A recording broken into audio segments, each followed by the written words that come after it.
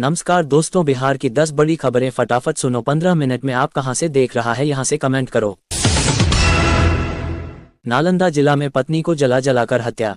नालंदा जिले के एक गांव में एक 25 वर्षीय महिला को उसके पति ने गैस चूल्हे की मदद से जला दिया।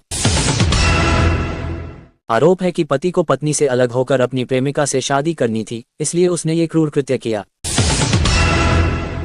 AIMIM ने बिहार विधानसभा चुनाव के लिए पहली सूची जारी की है, जिसमें कुल 32 उम्मीदवारों को नामित किया गया है।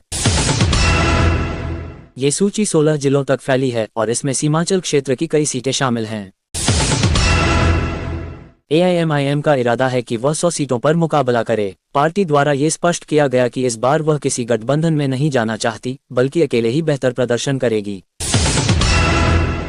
बिहार चुनावों में महागठबंधन के भीतर सीटों के बंटवारे को लेकर संकट खड़ा हो गया है। राजद के नेताओं ने कांग्रेस को 76 सीटें देने की मांग पर आपत्ति जताई है और सवाल उठाया है कि क्या इतनी सीटें हारने के लिए दी जानी चाहिए। इस बयान से कांग्रेस के भीतर असंतोष दिखने लगा है। इस तरह की खींचतान से यह साफ है कि महागठबंधन के भीतर समझौता आसान नहीं होगा और आगे की रणनीति जटिल हो सकती है।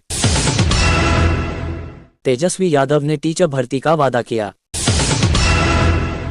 बिहार चुनावों में एक नया कदम उठाते हुए तेजस्वी यादव ने जनता को आश्वस्त किया है कि अगर उनकी सरकार बनी तो टर 4 टीचर रिक्रूटमेंट एग्जाम 4 के अंतर्गत बड़ी संख्या में शिक्षकों की भर्ती की जाएगी।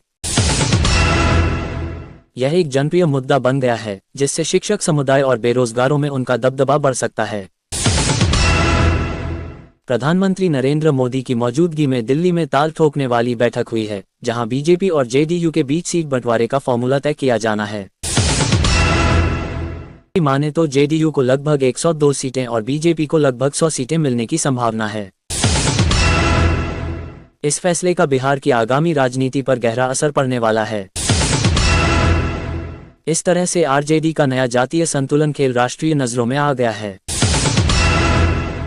तेज प्रताप यादव ने भाई तेजस्वी यादव को सोशल मीडिया प्लेटफॉर्म एक्स पर अनफॉलो कर दिया है। बिहार विद्यालय परीक्षा समिति BSEB ने STET 2025 secondary teacher eligibility test की प्रवेश पत्र आज जारी कर दी है। ये परीक्षा 14 अक्टूबर 2025 से शुरू होगी। बिहार स्कूल परीक्षा बोर्ड ने 2026 इंटरमीडिएट क्लास 12 की पंजीकरण समय सीमा को 12 अक्टूबर 2025 तक बढ़ा दिया है। इस फैसले से छात्रों और विद्यालयों को अतिरिक्त समय मिलेगा पंजीकरण पूरा करने के लिए।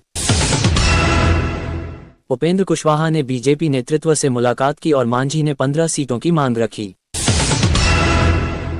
अब जनता को ये देखने को मिलेगा कि समीकरण किस तरह बनेगा। बिहार में आज मौसम शुष्क रहेगा, कुछ स्थानों पर आंशिक बादल छाए रह सकते हैं। दिन का तापमान 31-33 डिग्री सेल्सियस के बीच रहने की संभावना है और रात में तापमान 20-22 डिग्री रहेगा। मौसम विभाग ने कहा है कि अगले 2-3 दिनों में दक्षिण पश्चिम मानसून बिहार के कुछ हिस्सों में लौट सकता है। हवा उत्तर पश्चिम दिशा से चलेगी, जिससे नमी कम होगी। जनता विशेषकर युवा वर्ग के बीच चर्चा ये है कि मुख्यमंत्री नीतीश कुमार, युवा नेता तेजस्वी यादव तथा रणनीतिकार प्रशांत किशोर के बीच त्रिकोणीय टक्कर होगी।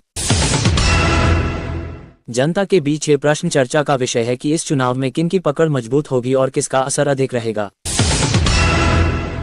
बिहार विधानसभा चुनाव के दौरान मतदान केंद्रों पर भीड़ और समय बचाने के लिए चुनाव आयोग ने मोबाइल डिपॉजिट सुविधा शुरू की है। इस सुविधा से मतदाता लंबी कतारों के बीच भी आवश्यक औपचारिकताएं मोबाइल से कर सकेंगे। ये डिजिटल कदम प्रक्रिया को सुचारू और त्वरित बनाने की दिशा में है।